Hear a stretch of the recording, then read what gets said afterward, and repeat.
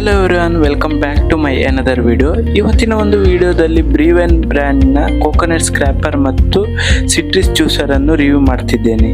ಯಾರೆಲ್ಲ ನನ್ನ ಚಾನಲನ್ನು ಫಸ್ಟ್ ಟೈಮ್ ನೋಡ್ತಿದ್ದೀರಿ, ಚಾನಲನ್ನು ಒಂದು ಸಬ್ಸ್ಕ್ರೈಬ್ ಮಾಡಿ ಹಾಗೂ ಲೈಕ್ ಮಾಡಿ. ಇದರ ಬ್ರ್ಯಾಂಡ್ ಹೆಸರು ಬ್ರೀವೈನ್ ಅಂತ ಬರುತ್ತೆ.